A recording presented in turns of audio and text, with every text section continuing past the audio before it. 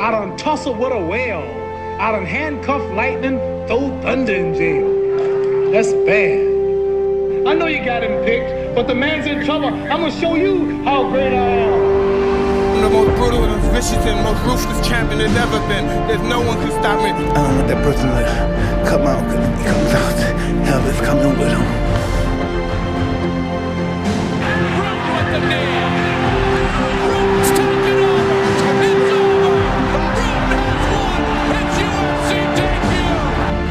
Welcome back, everybody, to the Busted Lip Podcast. I am Mark Pavelich, away in the Rock, and accompanied by the beautiful Bond. Look at this. Look at this, huh?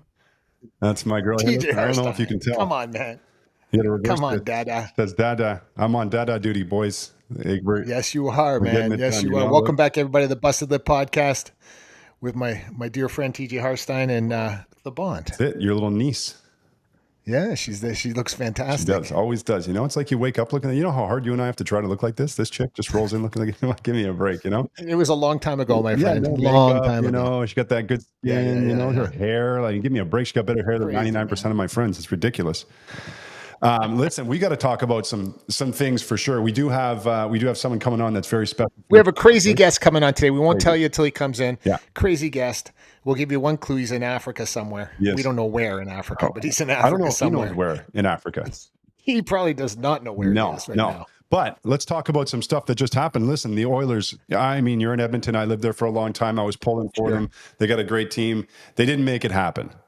Make it happen. 2 years in a row. 2 years in a row. And you know what? Like, it's tough because they got such a great team, but I think, and we'll get into some other stuff in a second too, but I think that the era of toughness and grit is starting to show face again because you've got all this speed and talent that's been dominating the league for so long. Correct. And we're starting to realize that if you're missing toughness and grit, which is a big part of hockey, you can't make it happen. And that's the best example of it I've ever seen. TJ, when they said the guy with the most hits on the Oilers is Hyman, and Hyman is literally a 50-goal scorer. Yeah, that's crazy. And he's your guy with the most hits. Makes no sense whatsoever. No. Then he gets hit. He goes down, and he doesn't play the last series. So your guy that with the most hits is not even playing now, and he shouldn't even beat him. And like that's the thing. Look, I was just telling this to somebody. Like, I don't get how this can happen. And the Oilers have all this talent and speed and the skill, and I agree, they do. But there is something missing, and it's because over the last decade, you and I both know this, and anybody that's watched hockey knows this, the league has been moving away from, violence and physicality and towards speed and skill because that's been showing that it wins games. But the thing is, the league still had the violence and contact. It does, yeah. That kind of mixed in with it. Now all of a sudden you have the Oilers who've been working on speed and skill for the last decade and not physicality. So now you've got a team that's got all of that speed and skill. They've got the other extreme, but no physicality. And then you go up against the Panthers who have speed and skill, but they still have a balance of that physicality. They're able to forecheck properly. They do. 100%. So that's it. But we need to digress. What is going on with the Panthers? Listen, I have never seen in the history of hockey, the second, no matter how much you hate each other, the second you're done shaking hands, it's over. You go celebrate, especially you go nuts. For the winning team. Winning team never talk shit after. No, they just go out and party. You won the game. You got all the shit talk there. That's it. You won. Nobody can say anything about you. Nobody can say that you didn't do what you were supposed to do. You have all the glory. Why would you then want to have to stomp on the other team who's lost the most important game of their lives again, the second year in a row? I don't get it. I think it looks bad taste to me. It does, but you would expect it from Florida, being in Florida, being the American mentality, and Miami. And literally, I have never seen it in the history of hockey that ever happened. I've seen when the team, they celebrate the shit out of it, but I never hear them shit talk with all his stuff he's done and everything. Look, the way I look at it is this is a sign that this social media generation is starting to really show its true colors. And what I mean by that is there are guys on that team that were born in the in the 2000s, right? The late 90s and 2000s. Yeah, that's right. Which is crazy to me, but that's true. They grew up with social media, shit talking, trying to get clicks, trying to get all this, these guys, all these sort of like negative reinforcement things, you know, and it's funny to be like that and all that kind of shit. And for a long time, we've seen these like kind of crybabies mixed with shit talkers and all this kind of stuff get worse and worse and worse in sports. And now you've all of a sudden you've got a team who's won the big show. They won the Stanley Cup, the biggest trophy in hockey. And for some reason, they need to shit on the team that they beat. Did they ever? You look like an idiot. I don't know. I mean, look, some of it's funny. Don't get me wrong, but it's too high of a level to do it for laughs. You can do that. Yeah, it actually is. And listen, I'm not sour about it. No, I don't care, you know what's funny about it? I'm not saying I'm okay with it, but I'm not saying I'm against it either. And I'll tell you why. If this doesn't use motivation for the Oilers for year 3, if they want to do this again, right? Because they are two teams that are very ahead of the class. Mm-hmm. So if it's very possible that these two teams could go down this road for the 3rd time. Yeah. If this doesn't motivate you now moving forward to play with a little more grit and a little more velocity and anger, there's something wrong with you. I put a post out the other day when they were talking about McDavid, F McDavid, who's McDavid, F McDavid. They were saying that in the bar, and it was leaded by their leader, Marchand, or Kachuk was saying it too, right? And so what happens now is I put that on social media, and it was funny because I saw Evander Kane look at my story, you know, and these guys look at my story when I put it out there, and I said, you know, in my family, winning is very important, and we're used to shit talk and we're used to that back and forth kind of stuff, but you got to make someone eat that shit talk. Yeah. If you don't make them eat the shit talk, they can keep shit talking, which they're exactly just did. Yeah. Yeah. I'm good. Like I'm all about talking shit and competing at that level and, you know, putting it on the other guys and all that stuff. I'm all about it. I think shit talk is a lost art in a sense as well. It is. But I just don't see the value. I mean, look, they're selling though. You mean when it's over? The value, it's over. The value is that they're selling. They're going to make it. They're going to get even more views, more clicks, and then this is what takes over. You start losing the sort of like essence of competition when you do that. But at the same time, this is all about entertainment. I've said it a million times. We're not, you know, these guys aren't athletes. They're entertainers first, athletes second. I know for the majority of your life growing up, trying to become a professional athlete, you're an athlete first and you're not really entertaining anybody. The second you step into professional sports, that flips. And there's a large element of entertainment that comes with it.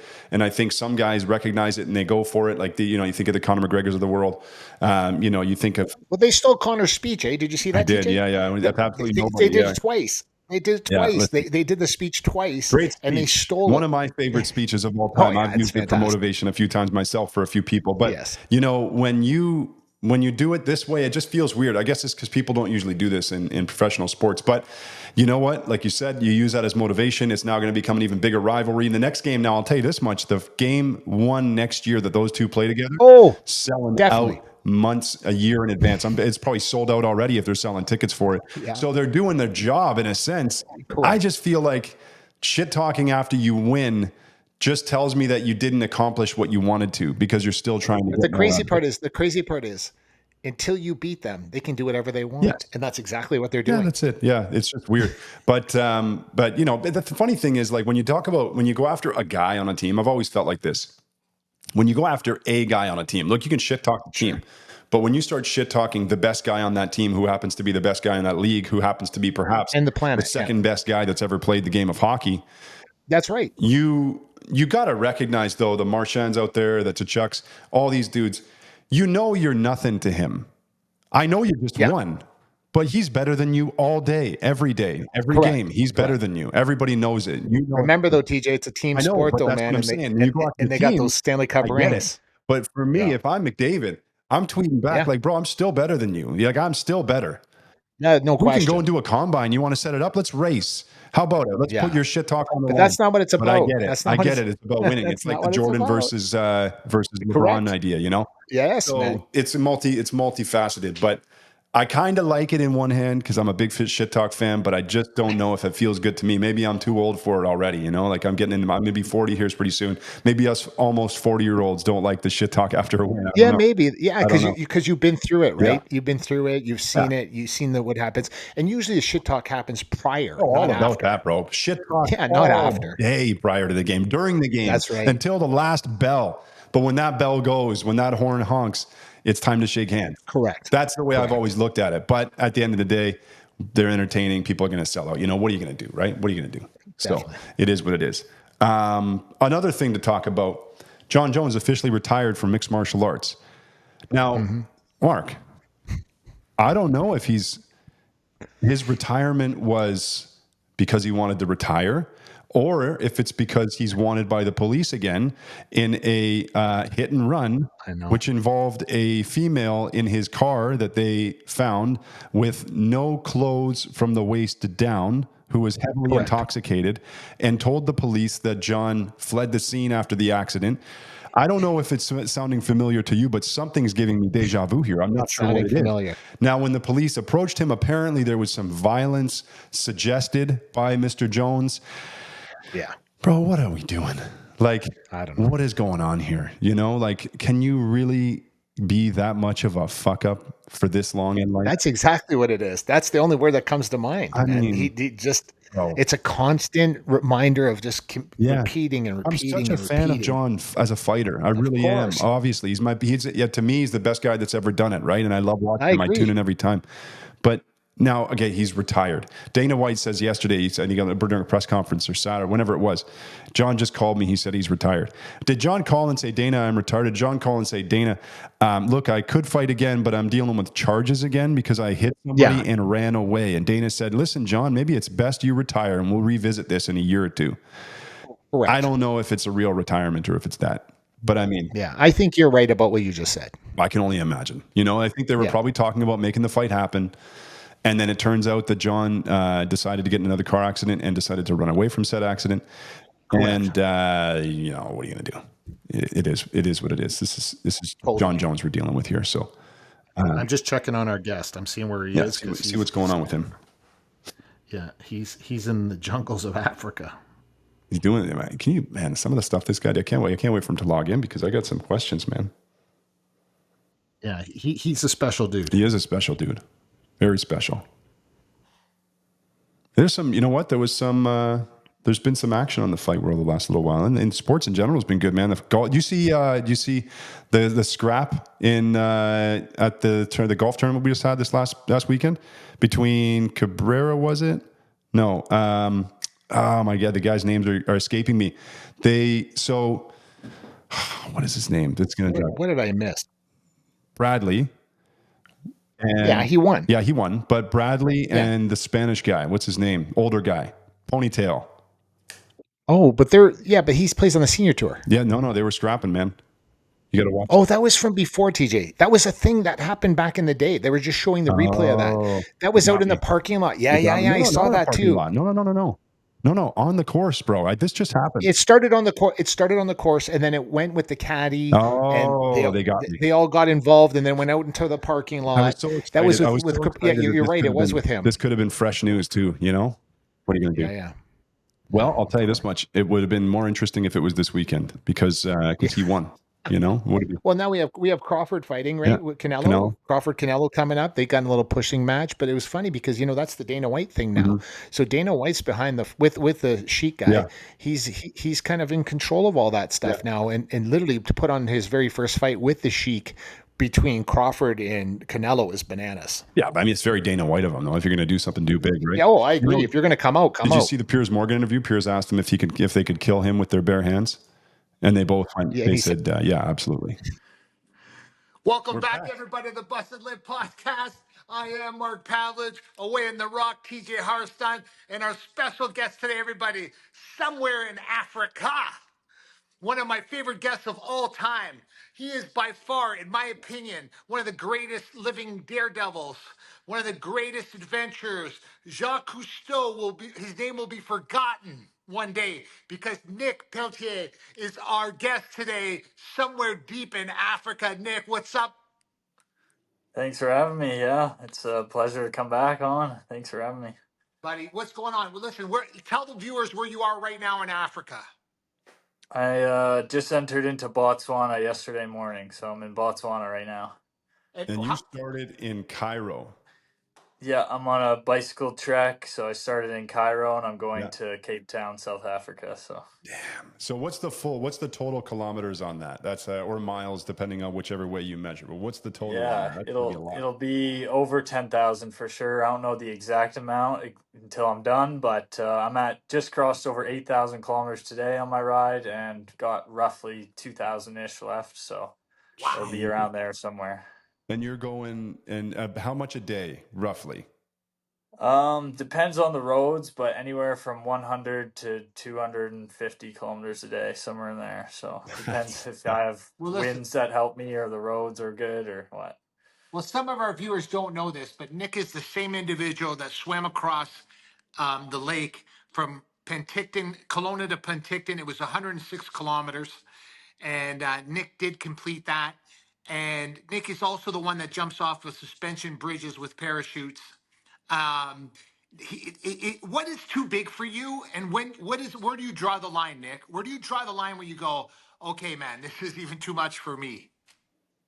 Yeah, I don't know. I've just been always had these goals and dreams in my mind, and I've just been making plans to put them in place and go after them. So yeah, the more I do these type of things, I realize it's kind of like almost manifestation. Like if you can dream of it and actually put it into a plan and put it in step by step, take things one day at a time, just solve today's problems. And things have been working out and coming together. And obviously, that swim you were talking about of Okanagan, Vernon to Penticton, 106K, that was 3 tries it took me to get, right? I failed the first two with injuries and different things. But just coming back and going back to the drawing board, and you learn so much from that, right? So yeah, I guess I haven't found the limit yet, so I'll keep trying things and see how it goes. Is Push this it till you tougher? get there. Is this tougher than your swim in Penticton? When I do ultras, there's like two different types. The way I look at them, there's something like that swim, which is multiple days straight where you start and the clock doesn't stop till you're done type of thing. With this one, and that was 71 hours total in the water for that swim. Whereas with this one, like today, I rode for around 10 hours.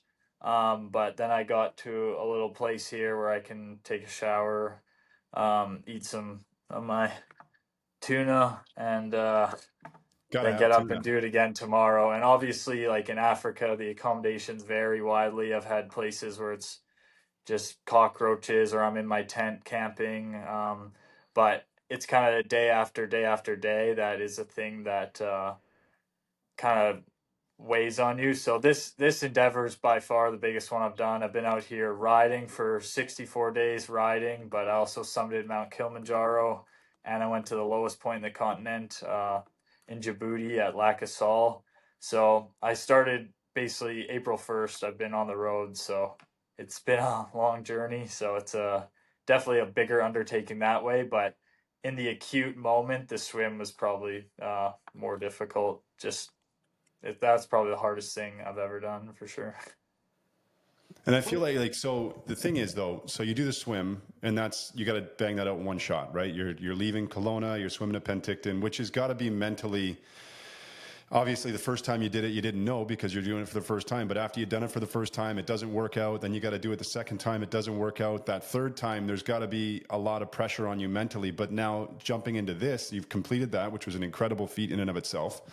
I mean, it's honestly, I can't even imagine trying to do something like that. And now you're doing this. But the thing is, you got to wake up every single day and cover a certain amount of kilometers.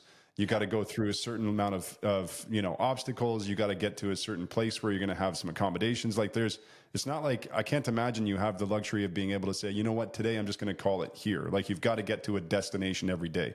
So that's got to mess with you, at some point during your ride, I would think. Yeah, there's a lot of different aspects to it. I've been also trying to document everything I do and put Instagram stories up, and we've been doing YouTube videos for each of the country.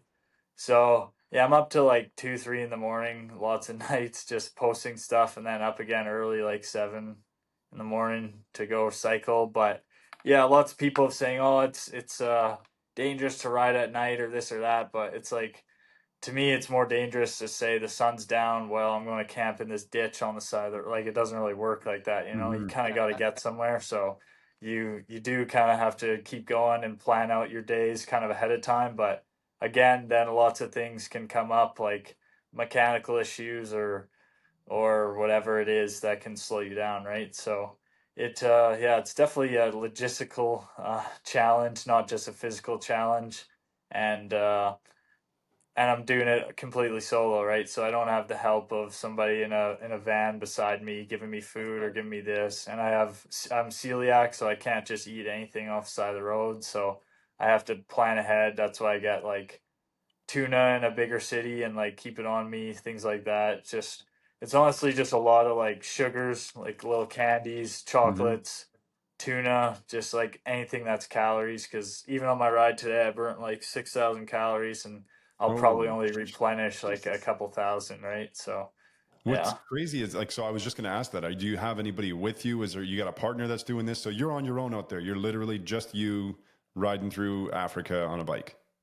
Yeah, completely solo. There's nobody, no help at all. I had my one buddy, Ryan, he met me at Kilimanjaro when I summited that. So I was with him for like 5 days there, which was fun. But after that it was just back to solo. So yeah, see, that's a whole other mind trip because, like, I mean, you're in Africa. I would imagine there's some, like, what are the roads like between the major cities? Because I can't imagine. You've documented some on Instagram, and I can guarantee we're gonna have a bunch of people pop over and start following after this because I've been following you through, and it's been incredible. But describe what it's like going from a city to a city and in between on those roads. I mean, you got to be thinking about wildlife and stuff as well. That's like you're in Africa. yeah. So recently I've come across a lot more wildlife. Like today, there are elephants on the road, which are pretty dangerous if you kind of get too close to them, piss them off. So there's that. But the roads have varied like very greatly throughout. When I first started in Egypt, they were like pretty nice, smooth roads. And then I couldn't go through Sudan just because of the conflict going on. I couldn't get a visa. So I had to take a ferry across the Red Sea to Saudi Arabia. And I rode through Saudi Arabia just to kind of skirt past Sudan. And those roads are really nice, flat, like well paved.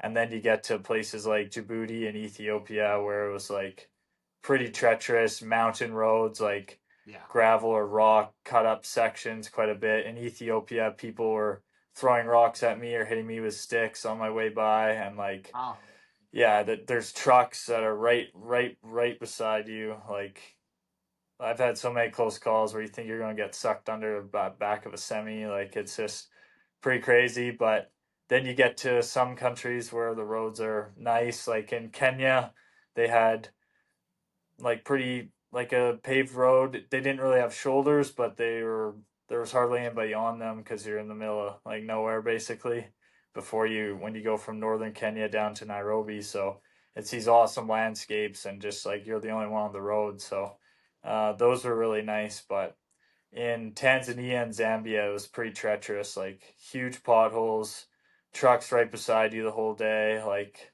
my bike got pretty beat up there. So it's why were they throwing sticks and shit at you?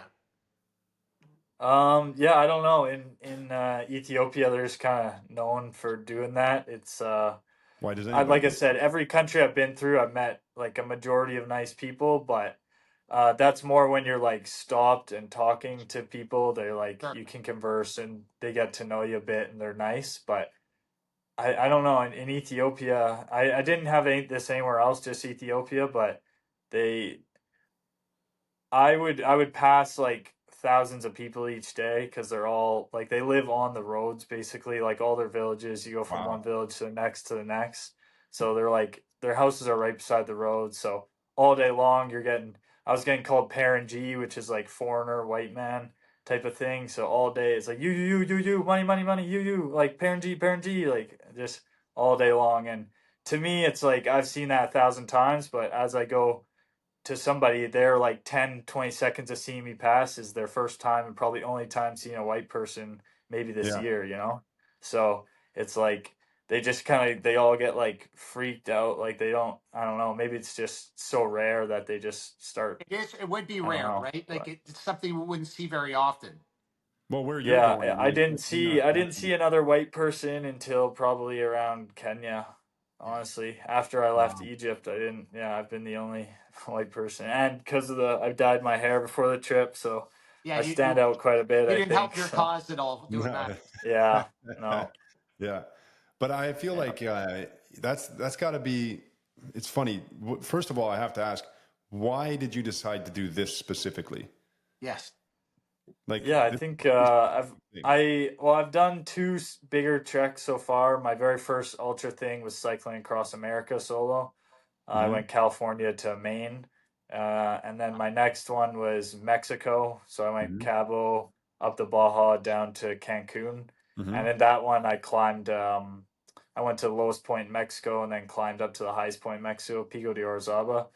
So I've always wanted to do like Africa. Kind of my biggest motivator as far as ultra cycling is a man named Mark Beaumont. He has the record for the Cairo to Cape Town. He has the record for the around the world cycle. Like he's an absolute machine on the bike. And just hearing, watching his documentary on it and reading his book and like hearing the stories I went through and like just how like grueling it is day after day, but it's almost like a metaphor for life. The lessons you learn along the way, it's like all these things can be utilized in your life back home when you go back, right? It's not solely reserved for this ultra event or this or that. It's like all these things are when you sit back and you reflect on it. So yeah, it was just hearing his story and hearing riding next to elephants and giraffes and it just sounded like an awesome adventure, right? And I've always wanted to do either the like Patagonia, like North America down to South America, that route, or Africa. So, yeah, my girlfriend was in France for rugby, so I was going to be away from her anyways. I thought I may as well go after this while she's away. So, why yeah, not do so it was worked out. Time, you know? Yeah, yeah. So, but yeah, I mean, going next to the wildlife obviously was like a big motivator for me, and I haven't seen a ton of it up until more recently, but now it's I've seen a plethora of animals. So yeah. And nothing that can eat you yet, so far. No. Yeah, I did a safari in Nairobi. I had some bad mechanical issues, so I was laid up for a day in Nairobi, and then I decided to do a safari. So I saw some lions and stuff on that, but not as I've been cycling on the road yet. Just things like giraffes, zebras, elephants on the roadside. So yeah. What So you think logistically? people could so people can find you, Nick, still on your website at nickpeltier.ca? Yeah, nickpeltier.ca. So there I have all the YouTube videos linked and everything, and on Instagram, NP Adventure is where I do like daily story posts and some reels and things. So yeah. Perfect. And I'm doing one video for each country I go through. So we have 6 videos up now, as well as my Kilimanjaro climb, and then we have the remaining 4 coming out as the editor gets them done here for me. So yeah. I implore everybody to follow Nick on all social media channels. You want real entertainment, everybody. This is it. So I remember when you did your swim in Penticton, my wife's like, "What's wrong with you? Why can't you sleep?" And because I was following you on your swim, right? And I just kept waking up at the most bizarre hours because I was like, "Oh my God, he's gonna drown! I got to get up! I got to get I'm gonna do something from Edmonton to help you, right?" And I was literally like, I couldn't sleep for like 3 or 4 days when you were doing that trip because it just the mindset of that, I do understand it, right? And it's very few people that do understand that type of mindset of doing what you're doing. And literally, I've always told you should be praised much more than you are. I know that you're not looking for that, but I just believe that you should be, because the combination of the swimming, the biking, and the jumping off bridges and the stuff you do is just, it's insane, man. It's like, I'm scared of heights, but when I watch you jump, man, I'm just like I gasp every time you jump. And it's like, bro, I'm telling you, you're special, man. You're a special human being and you need to be praised for it. Thank you, man. I appreciate that. Yeah, I think that's one thing I've been trying to lean into is the versatility. So I met a lot of different ultra people through running races or just different things that I've done. And yeah, I think I might not be winning these races or this or that, but I think that I have unique skill set in that I can do running, cycling, swimming, do the different like base jumping, skydiving stuff. So yeah, it's cool to say versatile. I don't want to minimize my life just to say I'm the best at one of these things when I can be top 95% in all of them, you know? So exactly. Yeah. Yeah, it's okay. Before we maybe let you go here, I got to ask you: how do you deal with this? Is driving me crazy. How do you deal with people throwing rocks and hitting you with sticks when you're riding your bike? Like that's such a unique scenario. What do you can't? You're not going to stop and do like. I can only imagine that has to be one of the more difficult social situations to be in. You're not speaking the same language. Obviously, you're in a place where you don't really have much you can do about it. But how do you process that? Like, what's that situation look like? Yeah, I mean, in Ethiopia, there's a ton of climbing as well. So it was either I was climbing and you're almost a sitting duck, like you're going like 6, 7, 8 kilometers an hour. So these people can like walk up next to you and just throw rocks or do things, you know. And lots of it was kids too. So you kind of have to like flip your glasses off and mean mug them to just try and like keep them away a bit. But then when you're going on the downhills, you're going so fast that you'll be by them in a second. So they just do something on the way by, right? So yeah, I mean, it is really just thinking ahead. You always have to be thinking ahead on things like this. Same with like with drivers and stuff. You're always watching tires to see if they're like cutting it. You always have to think of how things are going to work out because there's a lot of impatient in the driving out here too. So when they go to pass and then they're coming dead on at you and they won't move, right? So you have to end up going into the ditch or this or that. So you always have to be thinking ahead with stuff like that. But it's just trying to, I mean, I go into each day just trying to see the best in people and I have met a lot of nice people in every country I've been through, right? It's just also understanding their situation, right? Like this is a 2-week stretch in this for me, but this is their lives, right? So that's true. It is a lot of gratitude seeing these places I go through and realizing that I can go back home and see my girlfriend and my family and friends and have a nice dinner at a restaurant when this is all over and done with, right? But this is their lives. So I can feel like the frustrations and a lot of some of these countries are going through like unrest, like civil unrest and turmoil, right? So you can feel that in the countries. So as I've gotten a bit more south or into kind of more tourist places like Kenya or Tanzania, it's been a bit better. But yeah, some of those earlier countries, you could definitely feel the. And you're finishing in you're finishing in Cape Town, South Africa. Yeah, finishing in Cape Town. So the route was Egypt, Saudi Arabia, Djibouti, Ethiopia, Kenya, Tanzania, Zambia. Now I'm in Botswana, then South Africa. Wow. But Cape Town's a big city. I was there last year, and it's a special town. It's a beautiful city, and it's very like metropolitan. Yeah. No, I'm looking forward to getting there. Yeah, it's probably one of the most like first world places in Africa, right? But it's right at the end of my trip. So yeah. Wow. There you go. Awesome. Well, listen, I know it's late there. I know you got Thanks another so much, Nick. Yeah, I got 200K coming up. You know, we had a little bit of technical stuff getting you on here, so your patience is very appreciated. We love talking to you, man. I'm very inspired by what you're doing. I've been following you. I implore everybody that's watching this to do the same because as quiet as you are about it, you're doing something great, and I hope you understand that. So thank you so much, man. I really appreciate it, both Mark and I.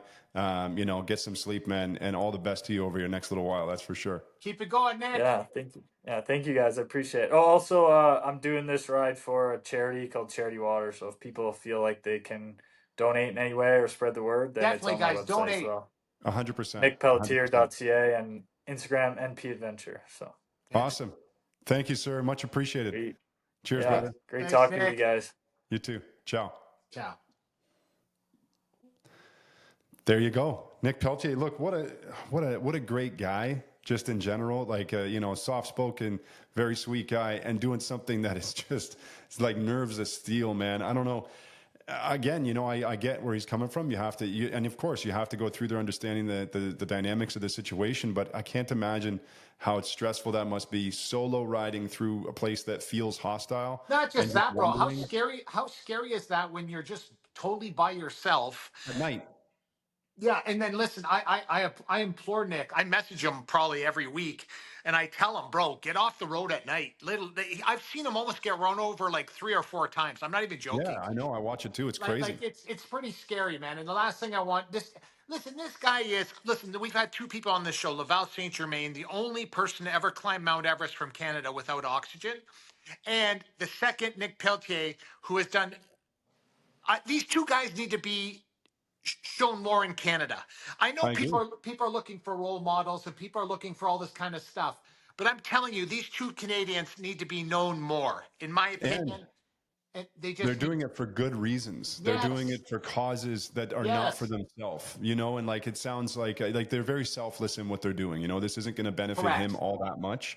It really should. It should, because he deserves it. And so does, Laval.